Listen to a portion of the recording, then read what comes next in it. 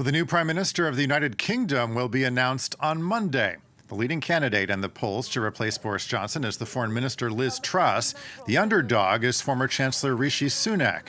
The winner will not be decided by a popular vote, but rather selected by some 160,000 members of the Conservative Party. Whoever takes the reins will have to address record inflation in the UK and the soaring cost of energy bills. And for more on this, we're joined by our international affairs commentator, Doug Herbert. Doug, the economic picture in the UK is bad. It seems to be getting worse. This won't be easy for the next PM.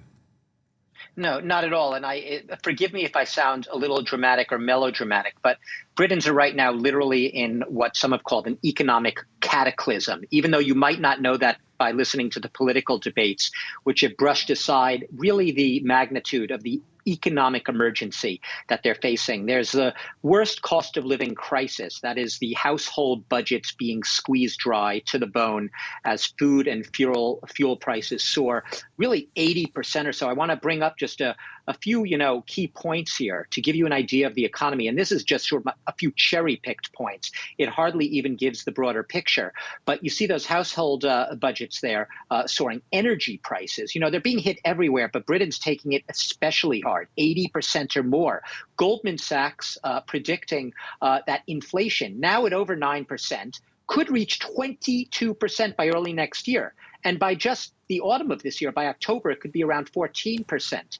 And you have already the economy shrank just a little bit, but it shrank in the second quarter. Some economists argue that Britain is essentially already in a recession. And the Bank of England, you see there on that chart, it's not striking a very optimistic note. It is saying that Britain could face a lengthy recession. So like I said, this is right now a time of economic emergency in Britain with the supply chain disruptions, the war in Ukraine, spiraling energy prices really hitting millions of British households extremely hard with winter coming. There's even talk of, hunger among parts of the population, at least in the technical sense of getting the right amounts of nutrition. Yeah, those numbers are pretty impressive. Energy bills up 80%.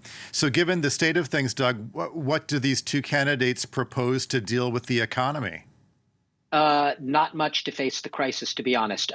Liz Truss, the current foreign secretary, she is favored she's the front runner to be the next PM. And basically she, like her opponent, Rishi Sunak, the former chancellor of the Exchequer, both believe in tax cuts. They just have a little nuance on that issue. Liz Truss has made tax cuts, basically. Tax cuts are her defining policy. She has a sort of Thatcherite or even Reagan-esque, as in Ronald Reagan, approach to economics. Smaller government, lower taxes, especially lower taxes for the rich and the very well off, less regulation of the economy, presumably more privatization of the economy. And the critics say that this is exactly the type of policy that Britain least needs at this moment.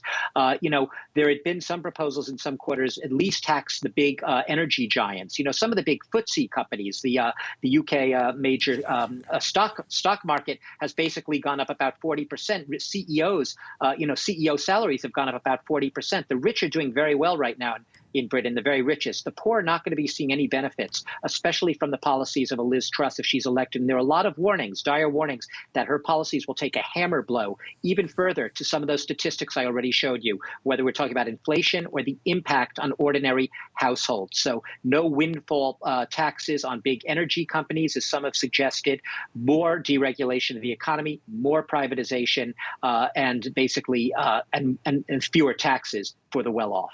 Well, Doug, and it's important to remember that the candidate's message is aimed at a very narrow audience of voters, isn't it? This is the most striking thing. I mean, I presume a lot of our viewers might think that, Britain is going to the polls to vote for their next prime minister Monday. No, Britain is not going to the polls. Who are going to the polls are 160,000 dues-paying members of the Conservative Party, the Tory party. They are the ones, 160,000 voters, who will choose the next prime minister. And remember, many of them are faithful, and they lap up the ideological policies of both Rishi Sunak and Liz Truss.